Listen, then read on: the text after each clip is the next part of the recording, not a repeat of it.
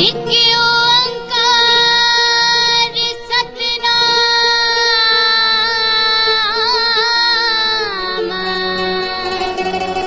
करता पुरख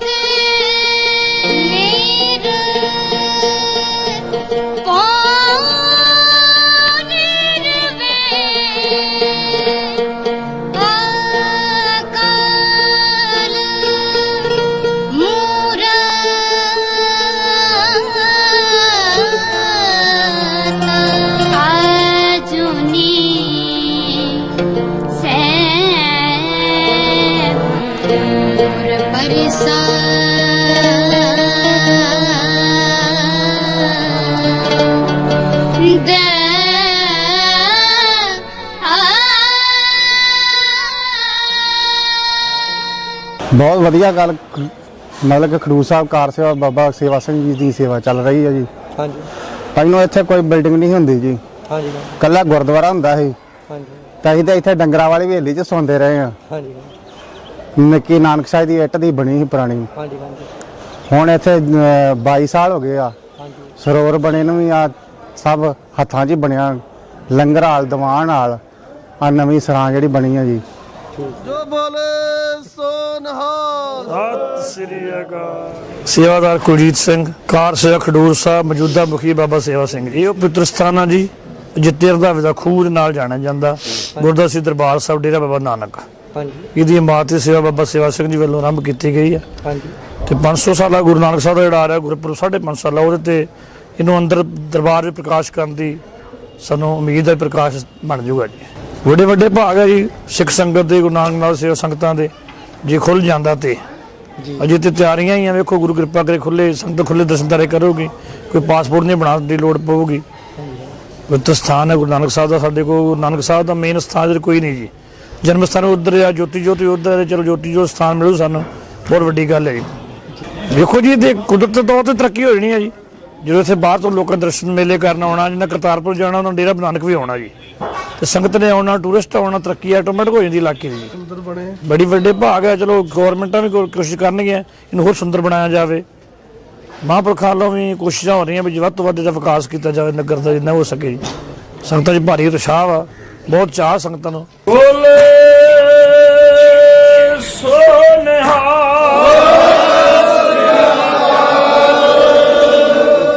ਦਰਸ਼ਕੋ ਸਿੱਖ ਧਰਮ ਦੇ ਬੁਨਿਆਦੀ ਅਸੂਲ ਹੈਗੇ ਆ ਜੋ ਬਾਬੇ ਨਾਨਕ ਨੇ ਫਿਲਾਸਫੀ ਦਿੱਤੀ ਹੈਗੀ। ਕਿਰਤ ਕਰੋ, ਨਾਮ ਜਪੋ, ਵੰਡ ਕੇ ਛਕੋ, ਸਰਬੱਤ ਦਾ ਭਲਾ ਮੰਗੋ। ਸਾਰੀਆਂ ਕਮਿਊਨਿਟੀਜ਼ ਦੇ ਵਿੱਚ ਆਪਸੀ ਏਕਤਾ ਪਿਆਰ ਅਤੇ ਇਕਸੁਰਤਾ ਹੋਣੀ ਚਾਹੀਦੀ ਹੈਗੀ। ਇੱਕ ਦੂਸਰੇ ਲਈ ਜਿੰਨਾ ਕੁ ਹੋ ਸਕੇ ਐਨਮਟੀ ਨਾ ਰੱਖੋ ਅਤੇ ਵੈਲਫੇਅਰ ਲਈ ਕੰਮ ਕਾਰ ਕਰੋ। ਇਹ ਬੇਸਿਕ ਜਿਹੜਾ ਬਾਬੇ ਨਾਨਕ ਦੀ ਬਾਣੀ ਦਾ ਉਪਦੇਸ਼ ਹੈਗਾ। ਇਸੇ ਕਰਕੇ ਬਾਬੇ ਨਾਨਕ ਨੇ 4 ਉਦਾਸੀਆਂ ਵੀ ਲਈਆਂ ਹੈਗੀਆਂ। ਪ੍ਰੈਕਟੀਕਲੀ ਇਹ ਬਹੁਤ ਸਾਰਾ ਏਰੀਆ ਉਹਨਾਂ ਨੇ ਘੁੰਮਿਆ ਹੈਗਾ ਅਤੇ ਆਪਣੀ ਜ਼ਿੰਦਗੀ ਦੀਆਂ 4 ਉਦਾਸੀਆਂ ਤੋਂ ਬਾਅਦ ਉਹ ਫਿਰ ਕਰਤਾਰਪੁਰ ਸਾਹਿਬ ਸੈਟਲ ਹੋਏ ਜਿੱਥੇ ਲਗਭਗ 19 ਸਾਲ ਰਹੇ ਹੈਗੇ। ਜਦੋਂ ਬਾਬੇ ਨਾਨਕ ਦਾ 550ਵਾਂ ਪ੍ਰਕਾਸ਼ ਉਤਸਵ ਮਨਾਉਣਾ ਸੀ ਉਦੋਂ ਲੱਗਦਾ ਸੀ ਵੀ ਪਤਾ ਨਹੀਂ ਇਹਨਾਂ ਦੀ ਫਿਲਾਸਫੀ ਨੂੰ ਫੋਲੋ ਕਰਨ ਵਾਲੇ ਕਿੰਨੇ ਹੈਗੇ, ਪਰ ਹੈਗੇ ਆ। ਇਹ ਹੁਣ ਤੁਸੀਂ ਦੇਖੋ ਇੱਕ ਇਹ ਅੰਮ੍ਰਿਤਸਰ ਇੱਕ ਮਸਜਿਦ ਹੈਗੀ। ਇਹਦੇ ਵਿੱਚ ਇੱਕ ਬਜ਼ੁਰਗ ਸਰਦਾਰ ਹਰ ਇੱਕ ਸ਼ੁੱਕਰਵਾਰ ਜਿਹਨੇ ਨਮਾਜ਼ ਅਦਾ ਕਰਨੀ ਹੁੰਦੀ ਹੈਗੀ ਪਿਛਲੇ 40 ਸਾਲ ਤੋਂ ਇੱਥੇ ਸੇਵਾ ਕਰ ਰਿਹਾ ਹੈਗਾ। ਜੋੜ ਦੀ ਜੋ ਇਹਦੇ ਵਿੱਚ ਅਸੀਂ ਕਹਿੰਦੇ ਹੈਗੇ ਆ। ਇਹ ਖਬਰ ਹੈਗੀ ਆ। ਇਹ mosque in Amritsar has a rare ally. Baljar Singh 60 years has been doing seva at Khairuddin Mosque located in the narrow lanes of the walled city in Amritsar known as Jama Masjid. Baljinder has been doing selfless service of taking care of jodas, means footwear of the Muslim devotees during every Friday prayers held in the mosque. I am a Sikh by birth and secular by nature. For me the humanity is above any religion. Choosing to serve in a mosque was my way of propagating Guru Nanak universal message of brotherhood and harmony. ਇਹ ਹੈਗਾ ਬਾਬੇ ਨਾਨਕ ਦਾ ਅਸਲੀ message. Baljinder Singh said that serving at the mosque has been a routine for him since 1980s. He said, I take care of their shoes while they offer prayer inside with a carefree mind. He said his ancestors had performed Joda Seva Chodiyan Paudiyan Jodha Gar at Golden Temple from Atta Mandi for the 19 years. Doing Seva is actually in my blood. I also do Joda Seva occasionally at Baba Shyam Singh Dera at Atta Mandi Chowk during Sangrad and at a temple Majith ਮੰਡੀ during Krishna ਲੀਲਾ programme. ਮਤਲਬ ਬਹੁਤ ਉਹਨਾਂ ਦੀ secular ਬਾਬੇ ਨਾਨਕ ਦੀ ਅਸਲੀ ਸੋਚ ਇਹੋ ਸੀ। When asked what he has gained from seva, he said, just an inner satisfaction. In return, I get blessings from the devotees which are pure in nature. A vegetable seller by profession, he said, every Friday I finish my assignments early so that I can attend my duties in the afternoon. So I reach the mosque, I do seva till the culmination of prayers. I hardly miss a single occasion here since the past 4 decades. If I am away to attend any social or domestic exigency, my son Baldev does seva on my behalf at the mosque on every Friday. He has 2 sons, Baldev Singh ਜੋ ਉਹਨਾਂ ਦੇ ਨਾਲ ਰਹਿੰਦੇ ਹਨ, Varinder Singh who is settled in Malaysia. I have never seen any person with so much selfless devotion in my life. Imam of Jama Masjid Maulana Hamid Hussain said, ਇਹ ਬਹੁਤ ਅੱਛੀ ਖਬਰ ਹੈ, ਪੜ੍ਹ ਕੇ ਬਹੁਤ ਆਨੰਦ ਆਇਆ। ਇਹਨੂੰ ਮੈਂ ਪਰਸਨਲੀ ਮਿਲ ਕੇ ਇੰਟਰਵਿਊ ਵੀ ਕਰਾਂਗਾ। ਇਹਨਾਂ ਨੇ ਕਿਹਾ, I am Sikh by birth and secular by nature. Every Friday I finish my assignment early in the morning so that I can get free by afternoon to reach the mosque. I do seva till culmination of prayer. ਇਹ sir Baljinder Singh ji ਜਿਹੜੀ 60 ਸਾਲ ਦੀ ਉਮਰ ਹੈਗੀ ਆ, ਇਹ ਸਾਹਮਣੇ ਮਸਜਿਦ ਦਿਖ ਰਹੀ ਹੈਗੀ, ਖੱਬੇ ਪਾਸੇ ਸੇਵਾ ਕਰ ਰਹੇ ਹੈਗੇ। ਇਹ ਬਾਬੇ ਨਾਨਕ ਦਾ ਅਸਲੀ ਕਨਸੈਪਟ ਹੈਗਾ। ਜੇ ਕਿਤੇ ਜ਼ਿਆਦਾ ਲੋਕ ਇਸ ਤਰ੍ਹਾਂ ਦਾ ਕਰ ਜਾਣ ਤਾਂ ਪੂਰਾ ਜਿਹੜਾ ਇਹੋ ਵਰਲਡ ਜੰਨਤ ਬਣ ਜਾਵੇ। ਇਸ ਤਰ੍ਹਾਂ ਹੀ ਬਹੁਤ ਸਾਰੇ ਅਸੀਂ ਜਦੋਂ ਕਰਤਾਰਪੁਰ ਕੋਰੀਡੋਰ ਦੇ ਪ੍ਰੋਗਰਾਮ ਕਰਨੇ ਸੀ, ਲੋਕਾਂ ਨੂੰ ਮਿਲਦੇ ਹੈਗੇ ਆ। ਇਸ ਤਰ੍ਹਾਂ ਹੀ ਇੱਕ ਅੰਮ੍ਰਿਤਸਰ 'ਚ ਡਾਕਟਰ ਆਂਚਲ ਅਰੋੜਾ ਹੈਗੇ ਆ, ਜੋ ਕਿ ਖਾਲਸਾ ਕਾਲਜ ਵਿੱਚ ਕਮਰਸ ਦੇ ਪ੍ਰੋਫੈਸਰ ਹੈਗੇ ਆ। ਉਹ ਵੀ ਉਹਨਾਂ ਦੀ ਸ਼ਹਿਰੋ ਦਾ ਬਹੁਤ ਅੱਛਾ ਸ਼ੌਕ ਹੈਗਾ। ਉਹਨਾਂ ਨਾਲ ਵੀ ਅਸੀਂ ਗੱਲਬਾਤ ਕੀਤੀ ਹੈਗੀ। ਉਹਨਾਂ ਦੀ ਵੀ ਬਹੁਤ ਸੈਕੂਲਰ ਲੁੱਕ ਹੈਗੀ। ਉਹਨਾਂ ਦਾ ਪੂਰਾ ਇੰਟਰਵਿਊ ਤਾਂ ਮੈਂ ਤੁਹਾਨੂੰ ਫਿਰ ਦਿਖਾਵਾਂਗਾ, ਪਰ ਜਿਹੜੀ ਝਲਕ ਹੈਗੀ ਉਹ ਦਿਖਾਉਂਦੇ ਹਾਂ। मंदिर में दाना चुगकर चिड़ियां मस्जिद में पानी पीती हैं। मंदिर में दाना चुगकर चिड़ियां मस्जिद में पानी पीती हैं। और सुना है मैंने राधा की चुनरी कोई सलमा बेगम सीती हैं। एक रफ़ी था महफिल महफिल रघुपति राघव गाता था। एक रफ़ी था महफिल महफिल रघुपति राघव गाता था। एक प्रेमचंद बच्चों को ईदगाह सुनाता था।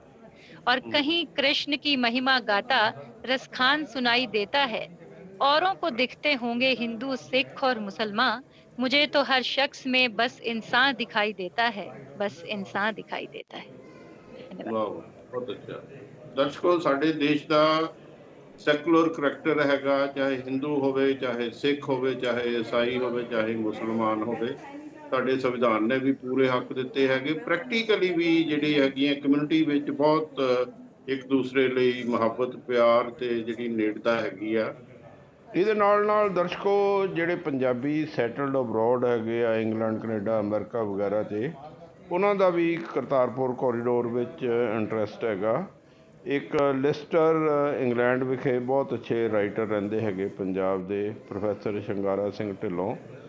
ਉਹਨਾਂ ਨੇ ਇੱਕ ਪੂਰੀ ਰਿਸਰਚ ਬੇਸਡ 10 ਸਾਲ ਲਾ ਕੇ ਪੂਰੀ ਬੁੱਕ ਲਿਖੀ ਹੈਗੀ ਆ ਕਰਤਾਰਪੁਰ ਕੋਰੀਡੋਰ 'ਚ, ਜਿਹੜੀ ਕਿ ਸ਼ਾਰਟਲੀ ਇੰਟਰਨੈਸ਼ਨਲ ਮਾਰਕੀਟ ਵਿੱਚ ਰਿਲੀਜ਼ ਹੋਏਗੀ, ਜਿਹਦੇ ਵਿੱਚ ਉਹਨਾਂ ਨੇ ਇਹ ਜਿਹੜਾ ਪੰਜਾਬ ਦੇ 2 ਟੋਟੇ ਹੋਏ ਹੈਗੇ, ਇੱਕ ਤਾਂ ਉਹਨਾਂ ਨੂੰ ਬਹੁਤ ਉਹਨਾਂ ਦਾ ਜਾਂ ਹੋਰ ਪੰਜਾਬੀ ਨੂੰ ਬਹੁਤ ਦਰਦ ਹੈਗਾ ਉਹ ਸਾਰੇ ਹੀ ਜਿਹੜੇ ਹੈਗੇ ਇਸ਼ੂਜ਼ ਉਹਨਾਂ ਨੇ ਹਾਈਲਾਈਟ ਕੀਤੇ ਹੈਗੇ। ਵਿੱਚ ਥੋੜ੍ਹੀਆਂ ਜਿਹੀਆਂ ਰੁਕਾਵਟਾਂ ਵੀ ਆਈਆਂ ਹੈਗੀਆਂ।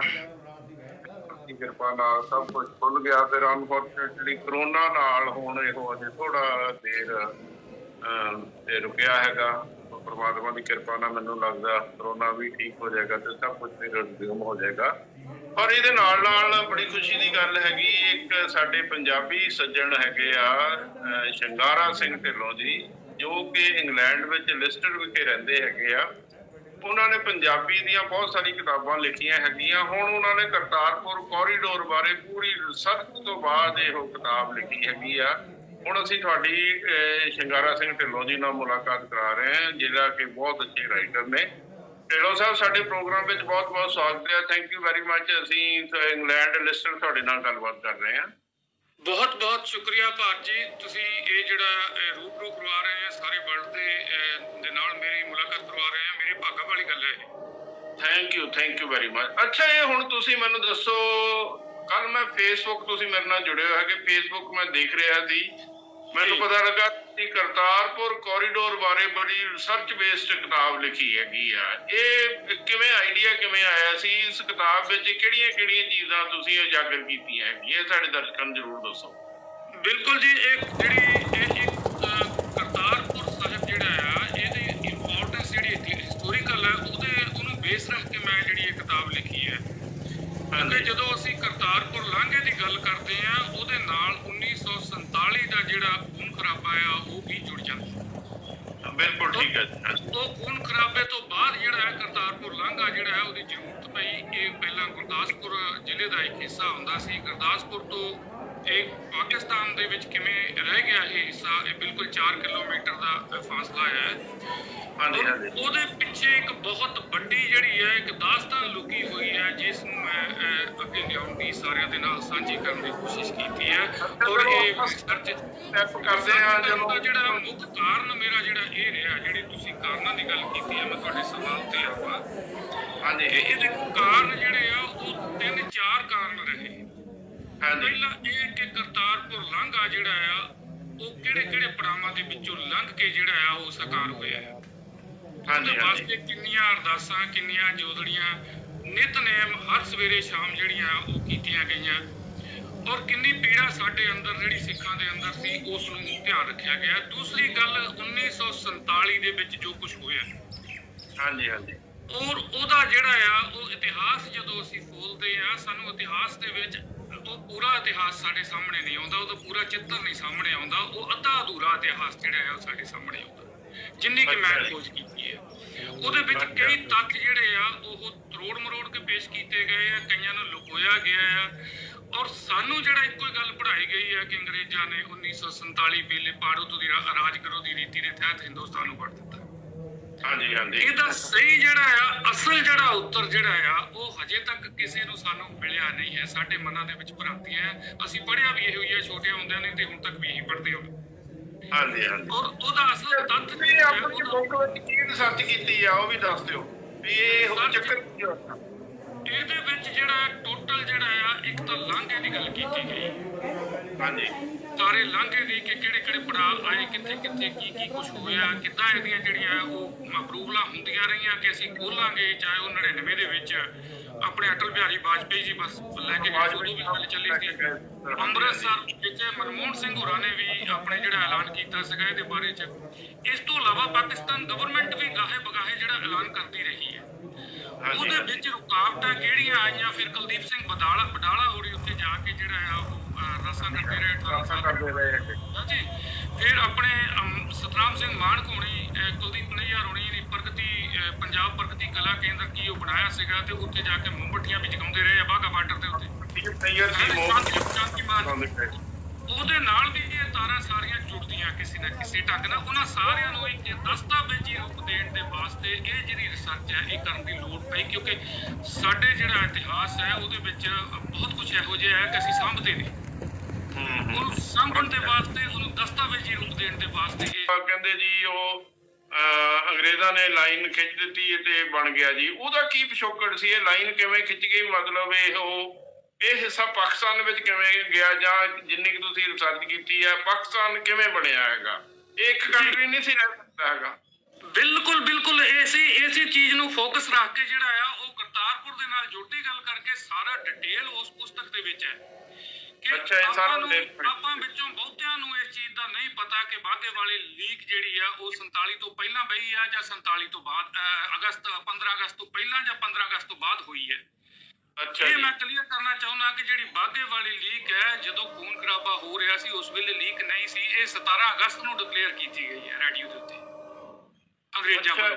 ਇਸ ਤੋਂ ਪਹਿਲਾਂ ਜਿਹੜਾ ਖੂਨ ਖਰਾਬਾ ਹੋਇਆ ਤਾਂ ਕਿਉਂ ਹੋਇਆ, ਉਹਦੇ ਪਿੱਛੇ ਕਿਹੜੀਆਂ ਚਾਲਾਂ ਸੀਗੀਆਂ ਜਾਂ ਕਿਹੜੀਆਂ ਸਾਜ਼ਿਸ਼ਾਂ ਸੀਗੀਆਂ, ਉਹਨਾਂ ਨੂੰ ਵੀ ਕ੍ਰੈਕ ਆਊਟ ਕਰਨਾ ਪੈਣਾ ਸੀ।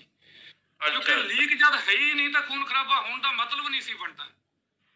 ਇਹ ਜਿਹੜੀ ਬਾਘੇ ਵਾਲੀ ਪਹਿਲਾਂ ਮਤਲਬ ਲੋਕੀ ਸ਼ਾਂਤੀ ਨਾਲ ਇੱਕ ਦੂਜੇ ਹਿੱਸੇ ਵਿੱਚ ਜਾ ਸਕਦੇ ਸੀ, ਮਤਲਬ ਤੁਹਾਡੇ ਕਹਿਣ ਦਾ ਮਤਲਬ ਇਹ 17 ਅਗਸਤ ਨੂੰ ਜਿਹੜੀ ਆ ਇਹਦਾ ਅਨਾਉਂਸਮੈਂਟ ਕੀਤੀ ਗਈ ਹੈ। ਇਹ ਸਾਰਿਆਂ ਨੂੰ ਮੈਂ ਦੱਸਣਾ ਚਾਹੁੰਦਾ ਇਤਿਹਾਸ ਦੇ ਵਿੱਚ ਜਿਹੜੀ ਗੱਲ ਹੈ, ਜੋ ਇੱਥੇ ਮੈਂ ਲਾਇਬ੍ਰੇਰੀਆਂ ਜਿਹੜੀਆਂ ਇੱਥੇ ਸੈਂਟਰਲ ਲਾਇਬ੍ਰੇਰੀ, ਬ੍ਰਿਟਿਸ਼ ਲਾਇਬ੍ਰੇਰੀ ਜਾਂ ਹੋਰ ਲਾਇਬ੍ਰੇਰੀਆਂ ਦੇ ਵਿੱਚ ਜਿਹੜੀ ਰਿਸਰਚ ਕੀਤੀ ਹੈ ਉਹਨਾਂ ਦੇ ਵਿੱਚੋਂ ਇੱਕ ਤੱਥ ਸਾਹਮਣੇ ਆਉਂਦੀ ਹੈ। ਹਾਂਜੀ ਹਾਂਜੀ ਹਾਂਜੀ ਜੀ। ਇਹ ਵੈਸੇ ਮੈਂ ਵੀ ਪਹਿਲੀ ਵਾਰੀ ਸੁਣ ਰਿਹਾ ਵੀ ਜਿਹੜੀ ਫਾਰਮਲੀ ਲਾਈਨ ਆ ਜਿਹੜੀ ਹੈਗੀ 17 ਅਗਸਤ ਨੂੰ ਇਹੋ ਖਿੱਚੀ ਗਈ ਹੈਗੀ। ਚਲੋ ਬਾਕੀ ਦਾ ਕਿਤਾਬ ਪੜ੍ਹ ਕੇ ਆਏਗਾ। ਫਿਰ ਇਹ ਜਿਹੜਾ ਕੋਰੀਡੋਰ ਜਿਹੜਾ ਮਤਲਬ ਕਰਤਾਰਪੁਰ ਆ, ਉਹ ਕਿਹੜੇ ਕਿਹੜੇ ਜਿਹੜਾ ਹੁਣ ਪੜਾਵਾਂ ਵਿੱਚੋਂ ਇਹ ਸ਼ਹਿਰ ਜਿਹੜਾ ਜਿੱਥੇ ਹੁਣ ਬਾਬਾ ਨਾਨਕ ਜੀ ਦਾ ਗੁਰਦੁਆਰਾ ਹੈਗਾ, ਉਹਦਾ ਕੀ ਰਿਸਰਚ ਕੀਤੀ ਤੁਸੀਂ? ਦੇਖੋ ਉਹਦੇ ਬਾਰੇ ਚ ਜਿਹੜੀ ਟੋਟਲ ਰਿਸਰਚ ਹੈ ਕਿ ਮਹਾਰਾਜਾ ਭੁਪਿੰਦਰ ਸਿੰਘ ਨੇ ਤੇ ਔਕਾਫ ਬੋਰਡ ਜਿਹੜਾ ਪਾਕਿਸਤਾਨ ਹੈ, ਉਹ ਕਈ ਵਾਰਾਂ ਗੁਰਦੁਆਰਾ ਜਿਹੜਾ ਆ ਉਹ ਦਰਿਆ ਦੇ ਫਲੋ ਦੇ ਵਿੱਚ ਜਿਹੜਾ ਆ ਉਹ ਢਿਆ ਵੀ ਹੈ। ਹਾਂਜੀ ਹਾਂਜੀ, ਨੁਕਸਾਨ ਹੋਇਆ ਹੜ੍ਹਾਂ ਦੇ ਨਾਲ। ਉਹਦੇ ਬਾਰੇ ਚ ਜਿਹੜਾ ਉੱਥੇ ਦੇ ਜਿਹੜੇ ਲੋਕ ਹੈ, ਰੰਧਾਵਾ ਬਰਾਦਰੀ ਦੇ ਲੋਕ, ਉਹਨਾਂ ਨੇ ਬੜੀ ਹਿੰਮਤ ਕੀਤੀ ਕਿ ਉਹ ਜਿਹੜਾ ਆ ਉਸ ਗੁਰਦੁਆਰੇ ਨੂੰ ਸਾਂਭਿਆ, ਬਾਰ-ਬਾਰ ਜਿਹੜਾ ਆ ਉਹਦੀ ਰਿਪੇਅਰ ਬਰਾਮਦ ਕੀਤੀ। ਮਹਾਰਾਜਾ ਭੁਪਿੰਦਰ ਸਿੰਘ ਨੇ ਜਿਹੜਾ 1,35,000 ਰੁਪਇਆ ਲਾ ਕੇ ਉਹਦੀ ਜਿਹੜੀ ਦੁਬਾਰਾ ਜਿਹੜੀ ਆ 1920 ਦੇ ਲਗਭਗ ਜਿਹੜੀ ਆ ਉਹ ਕੀਤੀ। ਹਾਂਜੀ, ਮੇਰੇ ਖਿਆਲ ਨਾਲ 21 ਜਾਂ 25 ਵਿੱਚ ਹੈਗਾ, ਮੈਂ ਵੀ ਪੜਿਆ ਸੀ ਜਦੋਂ ਬਣਾਇਆ ਸੀ। ਹਾਂਜੀ ਹਾਂਜੀ, ਤੇ ਉੱਥੇ ਜਿਹੜਾ ਔਕਾਫ ਬੋਰਡ ਹੈ ਪਾਕਿਸਤਾਨ ਦਾ, ਉਹਨਾਂ ਨੇ ਵੀ ਸੰਭਾਲ ਕੀਤੀ ਹੈ। ਲੇਕਿਨ ਅਨਫੋਰਚੂਨੇਟਲੀ ਇਹ ਹੈ ਕਿ 47 ਤੋਂ ਬਾਅਦ ਉਹ ਗੁਰਦੁਆਰਾ ਵੀ ਬੰਦ ਰਿਹਾ ਤੇ ਉਹਦੇ ਨਾਲ ਲੱਗਦਾ ਰੇਲਵੇ ਸਟੇਸ਼ਨ ਤੇ ਹੋਰ ਜਿਹੜਾ ਉੱਥੇ ਆਲੇ ਦੁਆਲੇ ਸੀ ਉਹ ਵੀ ਸਾਰਾ ਉਜਾੜ ਰਿਹਾ। ਤੇ ਉਹ ਰੰਧਾਵੇ ਉੱਥੇ ਕੁਝ ਪਰਿਵਾਰ ਹੈ ਨੇ, ਉਹਨਾਂ ਨੇ ਉੱਥੇ ਜ਼ਰੂਰ ਰੱਖ ਰਖਾਵ ਕੀਤਾ, ਜਾਂ ਜਿਹੜੇ ਮੁਸਲਮਾਨ ਸ਼ਰਧਾਲੂ ਜਿਹੜੇ ਬਾਬੇ ਨਾਨਕ ਦੇ ਨੇ ਉਹਨਾਂ ਨੇ ਉੱਥੇ ਜਿਹੜਾ ਹੈ ਕੁਝ ਸਾਫ਼ ਸਫਾਈ ਕਰਦੇ ਰਹੇ। ਲੇਕਿਨ ਪ੍ਰੋਪਰ ਜਿਹੜਾ ਹੈ ਉੱਥੇ ਕੁਝ ਵੀ ਜਿਹੜਾ ਆ ਉਹ ਨਹੀਂ ਸੀ। ਇਹ ਜਿਹੜੇ ਰੰਧਾਵੇ ਪਰਿਵਾਰ ਹੈਗੇ ਆ ਉੱਥੇ ਕਰਤਾਰਪੁਰ ਵਿੱਚ, ਉਹ ਸਿੱਖ ਹੈਗੇ ਕਿ ਜਾਂ ਇਹ ਪਾਕਿਸਤਾਨ ਪਰਿਵਾਰ ਸੀ? ਉਹ ਉਹਨਾਂ ਦਾ ਕੀ ਪਿਛੋਕੜ ਹੈ? ਸਿੱਖਾਂ ਦੇ ਪਰਿਵਾਰ ਉੱਥੇ ਬਹੁਤ ਘੱਟ ਹੈ ਜੀ। ਅੱਛਾ ਅੱਛਾ। ਇਹ ਜਿਹੜਾ ਉਸ ਵੇਲੇ ਜੋ ਖੂਨ ਖਰਾਬਾ ਹੋਇਆ, ਮੇਰੇ ਬਹੁਤ ਸਾਰੇ ਦੋਸਤ ਹੈ ਜਿਨ੍ਹਾਂ ਦੇ ਗੋਤ ਸੰਧੂ ਵੀ ਹੈ, ਢਿੱਲੋਂ ਵੀ ਹੈ ਔਰ ਰੰਧਾਵੇ ਵੀ ਹੈ, ਲੇਕਿਨ ਉਹਨਾਂ ਦੇ ਨਾਮ ਜਿਹੜੇ ਆ ਉਹ ਉਧਰ ਕਨਵਰਟ ਹੋ ਗਿਆ, ਲੇਕਿਨ ਹੈ ਗੋਤ ਉਹਦੇ ਸਾਡੇ ਕੋਲ ਹੀ ਹੈ ਸਾਰੇ। ਲੇਕਿਨ ਜਿਹੜੀ ਸ਼ਰਧਾ ਆ ਬਾਬੇ ਨਾਨਕ ਦੀ ਸ਼ਰਧਾ ਸਾਰੇ ਧਰਮਾਂ ਦੇ ਵਿੱਚ ਹੈ। ਤੇ ਬਾਬੇ ਨਾਨਕ ਜਿਹੜਾ ਹੈ ਉਹ ਜਗਤ ਗੁਰੂ ਸੀਗੇ। ਹਾਂਜੀ ਹਾਂਜੀ ਹਾਂਜੀ। ਔਰ ਸਿੱਖਾਂ ਦੇ ਵਿੱਚ ਤਾਂ ਹੈ ਹੀ ਹੈ, ਮੁਸਲਮਾਨਾਂ ਦੇ ਵਿੱਚ ਵੀ ਉਹਨਾਂ ਹੀ ਉਹਨਾਂ ਦਾ ਸਤਿਕਾਰ ਹੈ, ਉਹ ਪੀਰ ਮੰਨਦੇ ਨੇ ਇਹਨਾਂ ਨੂੰ। ਹਾਂਜੀ ਹਾਂ, ਅੱਛਾ ਮੈਨੂੰ ਦੱਸ ਰਹੇ ਸੀ ਇਹ ਬੁੱਕ ਵਿੱਚ ਤੁਸੀਂ ਜਦੋਂ ਬਾਬਾ ਨਾਨਕ ਜੀ ਅਸਲ ਵਿੱਚ ਇਹੋ ਆਏ ਹੈਗੇ, ਉਹਨਾਂ ਦਾ ਜਿਹੜਾ ਬੁੱਕ ਵਿੱਚ ਤੁਸੀਂ ਇਹ ਵੀ ਦੱਸਿਆ ਹੈਗਾ ਉਹਨਾਂ ਦੀਆਂ ਕੀ ਗਤੀਵਿਧੀਆਂ ਸੀ, ਉਹ ਵੀ ਸਾਡੇ ਦਰਸ਼ਕਾਂ ਨੂੰ ਜ਼ਰੂਰ ਦੱਸੋ। ਕੀ ਕੁਝ ਤੁਸੀਂ ਬੁੱਕ ਵਿੱਚ ਬਾਬੇ ਨਾਨਕ ਜੀ ਦਾ ਐਕਚੁਅਲ ਲਾਈਫ ਬਾਰੇ ਜੋ ਕੁਝ ਇਸ ਬੁੱਕ ਵਿੱਚ ਤੁਸੀਂ ਦੱਸਣ ਦੀ ਕੋਸ਼ਿਸ਼ ਕੀਤੀ ਹੈ? ਦੇਖੋ ਜੀ, ਇਹ ਬੁੱਕ ਜਿਹੜੀ ਹੈ ਮੁੱਖ ਤੌਰ ਤੇ ਜਿਹੜਾ ਰਿਸਰਚ ਦਾ ਵਿਸ਼ਾ ਕਰਤਾਰਪੁਰ, ਔਰ ਇਹਦੇ ਵਿੱਚ ਬਾਬਾ ਨਾਨਕ ਜਿਹੜਾ ਆ ਉਹ ਉਹਨਾਂ ਦੇ ਜਿਹੜਾ ਉਸ ਜਗ੍ਹਾ ਦੇ ਉੱਤੇ ਕਰਤਾਰਪੁਰ ਸਾਹਿਬ ਉੱਤੇ 17 ਸਾਲ ਜੋ ਇਤਿਹਾਸ ਦੇ ਮੁਤਾਬਕ ਭਾਈ ਕਾਹਨ ਸਿੰਘ ਨਾਭਾ ਦੇ ਜਾਂ ਹੋਰ ਜਿਹੜੇ ਆ ਰੈਫਰੈਂਸ ਮਿਲਦੇ ਆ ਉਹਨਾਂ ਦੇ ਮੁਤਾਬਕ 17 ਸਾਲ 9 ਮਹੀਨੇ ਜਿਹੜਾ ਉਹਨਾਂ ਨੇ ਉੱਥੇ ਇਹ ਸਮਾਂ ਬਿਤਾਇਆ। ਹਾਂਜੀ, ਔਰ ਉਸ ਟਾਈਮ ਦੇ ਵਿੱਚ ਉਹਨਾਂ ਨੇ ਇੱਕ ਵਿਹਾਰਕ ਜਿਹੜਾ ਆ ਉਦਾਹਰਨ ਪੇਸ਼ ਕੀਤੀ ਗ੍ਰਸਤੀ ਤੇ ਭਗਤੀ ਦੀ ਹੈ ਜੀ। ਇਹਦੇ ਨਾਲ ਹੀ ਜਿਹੜਾ ਆ ਉਹਨਾਂ ਨੇ ਜਿਹੜੀ ਉੱਥੇ ਰਚਨਾ ਕੀਤੀ ਹੈ, ਜਿਹੜੀਆਂ 3 ਬਾਣੀਆਂ ਮਿਲਦੀਆਂ ਨੇ, ਜਪਜੀ ਸਾਹਿਬ ਹੈ, ਆਸਾ ਦੀ ਵਾਰ ਹੈ, ਸਿੱਧ ਗੋਸ਼ਟ ਹੈ। ਹਾਂਜੀ, ਇਹ ਤਿੰਨੇ ਬਾਣੀਆਂ ਜਿਹੜੀਆਂ ਆ ਇਹਨਾਂ ਦੇ ਵਿੱਚ ਜਿਹੜੀ ਉਹਨਾਂ ਨੇ ਗੱਲ ਕੀਤੀ ਆ, ਬਾਬਾ ਨਾਨਕ ਨੇ ਜੋ ਮੈਸੇਜ ਦਿੱਤਾ ਮਨੁੱਖਤਾ ਨੂੰ, ਉਸ ਦੇ ਨਾਲ ਸੰਬੰਧਿਤ ਵੀ ਇਸ ਕਿਤਾਬ ਦੇ ਵਿੱਚ ਜਿਹੜਾ ਹੈ ਵਿਸਥਾਰ ਦੇ ਨਾਲ ਜ਼ਿਕਰ ਕੀਤਾ ਗਿਆ ਹੈ। ਮਤਲਬ ਤੁਹਾਡੇ ਕਹਿਣ ਦਾ ਮਤਲਬ ਇਹ ਬਾਣੀਆਂ ਉੱਥੇ ਕੰਪਾਈਲ ਉਹਨਾਂ ਨੇ ਕਰਾਈਆਂ। ਮੈਂ ਜਿੰਨਾ ਕਿ ਮੈਂ ਦੇਖਿਆ ਉਹ ਪਾਈਪਲਾਈਨਾਂ ਤੋਂ ਜਿਹੜੇ ਅੰਤਰਦੇਸ਼ੀ ਬਣੇ ਉਹਨਾਂ ਤੋਂ ਜਿਹੜੀ ਇੱਕ ਹੋਰ ਖਾਸ ਚੀਜ਼ ਹੈ, ਮੈਂ ਉਹ ਸਾਰਿਆਂ ਦੇ ਦਰਸ਼ਕਾਂ ਦੇ ਧਿਆਨ ਦੇ ਵਿੱਚ ਲਿਆਉਂਗਾ ਕਿ ਜਿਹੜਾ ਗੁਰਦੁਆਰੇ ਦਾ ਕਨਸੈਪਟ ਹੈ ਉਹ ਕਰਤਾਰਪੁਰ ਸਾਹਿਬ ਤੋਂ ਚੱਲਿਆ। ਕਰਤਾਰਪੁਰ ਸਾਹਿਬ ਵਰਲਡ ਦਾ ਪਹਿਲਾ ਗੁਰਦੁਆਰਾ ਹੈ।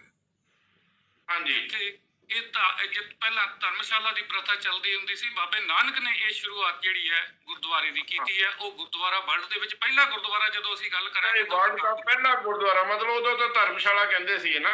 ਬਿਲਕੁਲ ਬਿਲਕੁਲ, ਇਹ ਉਹਨਾਂ ਨੇ ਉੱਥੇ ਜਿਹੜਾ ਕਨਸੈਪਟ ਹੈ ਇਕੱਠੇ ਹੋ ਕੇ ਵੰਡ ਸਕਣ ਦਾ, ਬਾਣੀ ਬਾਬੇ ਦਾ ਨਾਮ ਲੈਣ ਦਾ, ਰੱਬ ਦਾ ਨਾਮ ਜਪਣ ਦਾ, ਇਹ ਸਾਰਾ ਕਨਸੈਪਟ ਜਿਹੜਾ ਹੈ ਉਹ ਬਾਬੇ ਨਾਨਕ ਨੇ ਕਰਤਾਰਪੁਰ ਸਾਹਿਬ ਦੇ ਵਿੱਚ ਸ਼ੁਰੂ ਕੀਤਾ।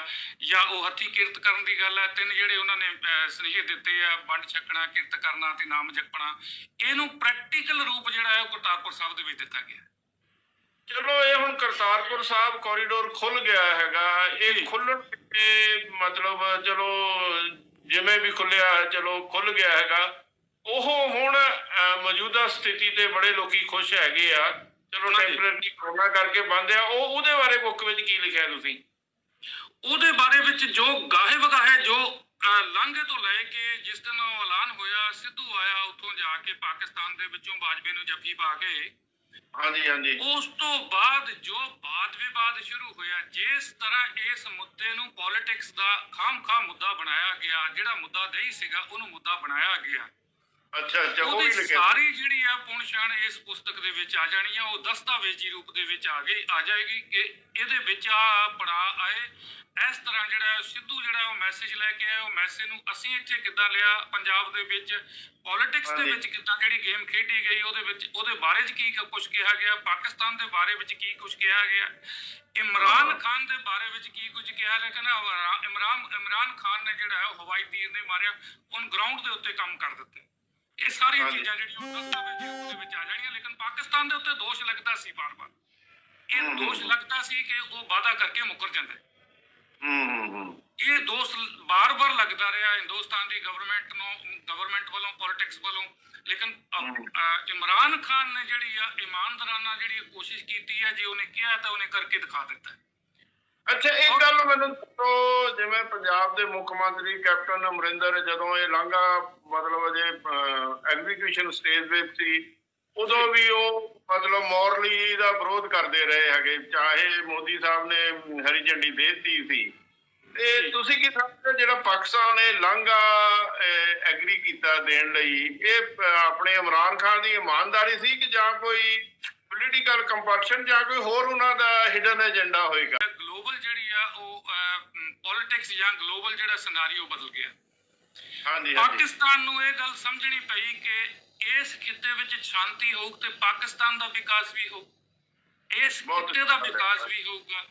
ਇਹ ਇਮਰਾਨ ਖਾਨ ਜਿਹੜਾ ਹੈ ਪੂਰੀ ਦੁਨੀਆ ਦੇ ਵਿੱਚ ਘੁੰਮਿਆ ਬੰਦਾ ਹੈ, ਉਹਨੇ ਪੋਲਿਟਿਕਸ ਵੀ ਦੇਖੀ ਹੈ, ਉਹ ਇੱਕ ਖਿਡਾਰੀ ਵੀ ਰਿਹਾ, ਉਹ ਇਹ ਗੱਲਾਂ ਨੂੰ ਜਾਣਦਾ ਹੋਇਆ ਉਸਨੇ ਇੱਕ ਵਧੀਆ ਪੂਰਾ ਵਰਲਡ ਦੇਖਿਆ ਇਮਰਾਨ ਖਾਨ ਨੇ ਨਾ, ਪੂਰਾ ਵਰਲਡ ਦੇਖਿਆ ਹੈਗਾ ਉਹਨੇ, ਵਰਲਡ ਦੇਖਿਆ ਹੈ। ਉਹ ਖਿਡਾਰੀ ਰਿਹਾ, ਇੱਕ ਖਿਡਾਰੀ ਕਾਮਯਾਬ ਖਿਡਾਰੀ ਰਿਹਾ, ਪੋਲਿਟਿਕਸ ਵੀ ਉਹਨੇ ਬਹੁਤ ਹੰਡਾਈ ਹੈ।